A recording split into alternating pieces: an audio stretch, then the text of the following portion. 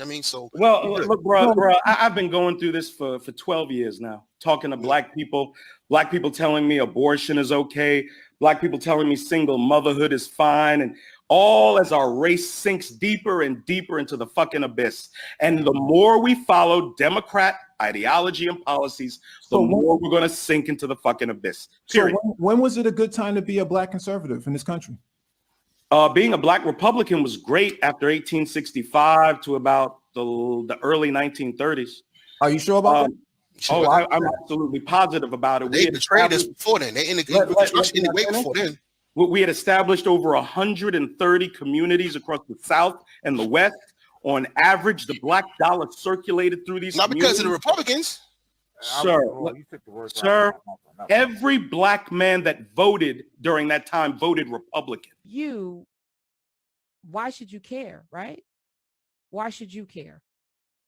Tell me why this matters. I care about fairness and justice, which is one of the reasons I wrote an earlier book that I wrote. I don't believe our country has lived up to our principles all the time. In fact, not very often.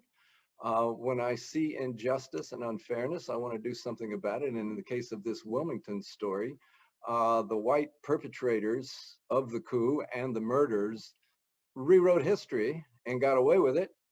And then they buried history and got away with that. And that makes me angry.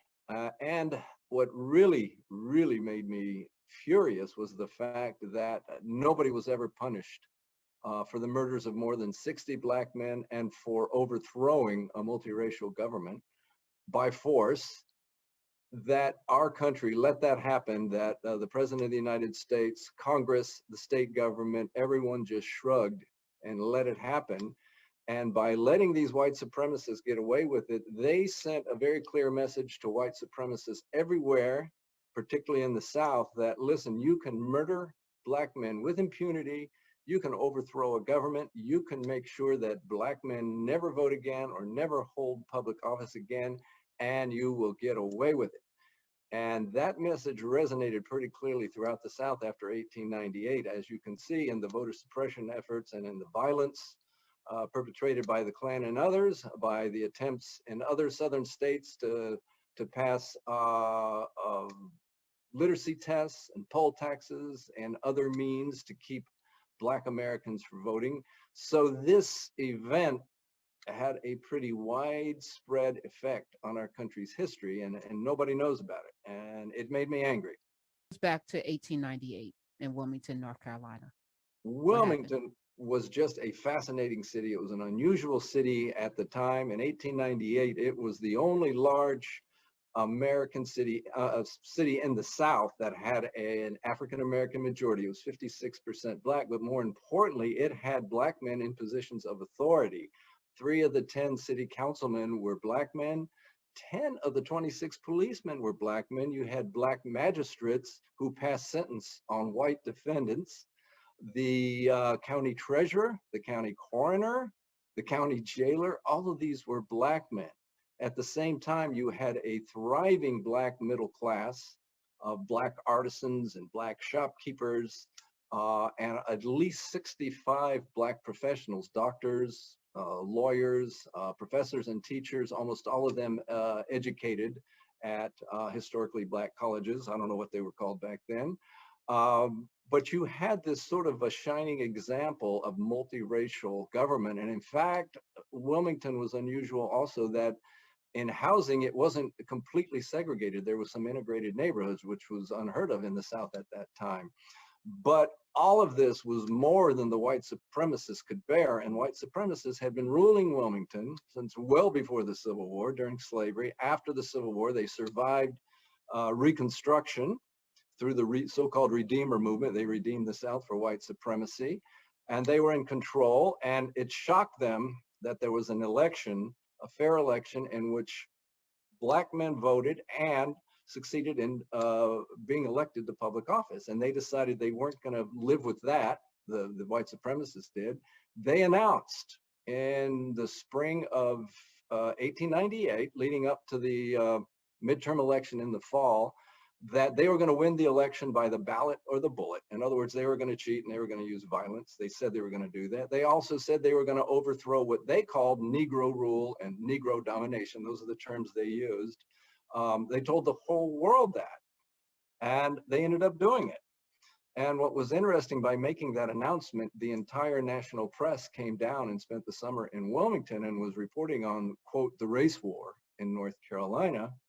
And I was stunned when doing the research. I assumed at least some of the northern newspapers would at least have some empathy for African Americans and the way they were being treated, but they all swallowed the white supremacist line to a man.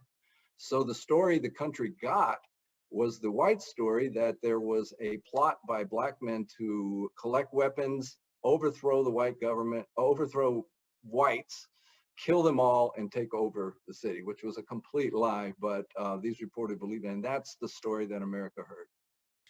No. I stopped being optimistic when Donald Trump was elected president of the United States, and then I got completely depressed after January 6th, but beyond that, in the attempts by Republican legislatures around the country to suppress the vote and specifically target African Americans and making it as difficult as possible for them to vote. And it's particularly here in North Carolina, where, believe it or not, 122 years ago, the Democratic Party, which then was the party of white supremacy, their delegation to the state legislature in North Carolina was 100% white.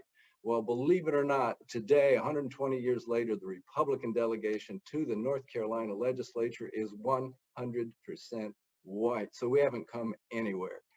And they are fighting as hard as they can to eliminate the African American vote. They are trying every which way, through gerrymandering, through voter ID laws, and in fact, the federal courts keep throwing out every attempt that they make. I don't know if you recall when they passed their first voter ID bill, it was challenged by the NAACP and other groups, and the federal courts struck it down, saying that white Republicans had targeted African Americans with almost surgical precision. And they went step by step and showed how the Republicans found out, how many black people had driver's licenses, how many voted on souls to polls, how many used early voting.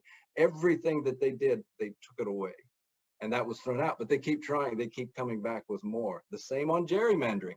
They've tried several gerrymandering schemes where they try to pack African Americans into a couple of districts. We'll give you those districts and then we'll take all the rest because they'll be full of white conservatives. The same thing. The federal courts threw it out and said, one judge said that race was the primary concern of the legislature, and these are unconstitutional racial gerrymanders in violation of the 14th Amendment. They throw them out and then they try more and they get thrown out, but they don't give up. They're still trying. Because we need people who care out there beating this drum. The book is called Wilmington's Lie. I suggest people read it and understand no one should be ignorant about what happened, because history is important. It tells you what can happen. So we're here now. We're literally living in a space where we saw an insurrection January 6th. Traitors that now people are calling tourists. So it's so weird. And I don't know, you've seen, like, you've lived a while on this earth. Yeah, I'm up there. Then I'm not, indicting you for that, but I'm saying your experience has shown you, the 70s, it was hopeful and, free love, and people were coming together around this notion of war. Should we be going across this water, killing other people? And there was a whole movement there, feeding people hunger. That was an issue, poor poverty. There was a poverty movement, anti-poverty movement. And then it all came to a crashing halt, under Reagan. And then there was a crack epidemic and we got distracted. I feel like the summer of George Floyd gave us some indication that people are willing to take to the streets because we had time in a pandemic that sat us home. But I think we can get our eye off the ball so quickly. Some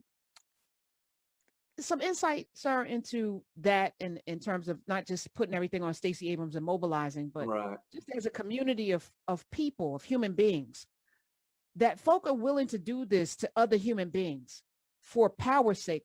What are they really fighting for? Because it's strange to me. What are the police fighting for, or what are we No, fighting? not the police. The people who think that they're fighting to preserve their whiteness. They're fighting to preserve their privilege. And what they believe, and they pretty much come out and say it, is that America is a white Christian country, and all these other people who don't look like us and aren't Christians like us white people, aren't real Americans. And they don't deserve the right to vote. And if they do vote, they cheat. And that's what Donald Trump told his followers on January 6th, that if you want your country back, you better fight for it. And that's what the leaders in 1898, they told their followers in newspapers and speeches. If you read the book, you'll see it, that we are fighting for our very survival, our way of life. And our way of life, of course, is dominating people of color and making them servile and having them serve us. And if we don't resort to violence, and if you don't go out and get your guns, there's going to be, quote, Negro domination. And I see that same theme from Trump and all the rest of the Republicans now. They talk about replacement theory. On Fox News, that's all you hear is this, America is white and Christian, and that's the way it should be. But all these other people are coming in and are going to change the very face of our nation. You can start with immigrants, all these Hispanic people. What about all these Muslims? What about all these Black Lives Matter people? These people are a threat to your way of life. That's the message that's out there. And it's not subtle. It's very direct. And what really fits in nicely is the whole the gun debate, or lack of debate on guns, where Republicans want as many white folks as possible to have as many guns and as much ammunition as possible, because they tell their followers that these Black Lives Matter people are thugs and they're going to come into your neighborhood. I don't know if you saw the commercial. It was a Republican commercial during the 2020 campaign. It showed a white lady sitting at home. She hears a noise and it looks like somebody's breaking in. She calls 911, and guess what? Oh, they defunded the police. Nobody can come help you now. And the clear implication was it didn't show who was breaking in, but obviously it was a Black person. And I think that was an incredibly effective ad. I bet you it terrified thousands of white people to vote Republican. So the message is fear. The message is grievance. The message is this is your country and they're taking it away from you. Open your mind.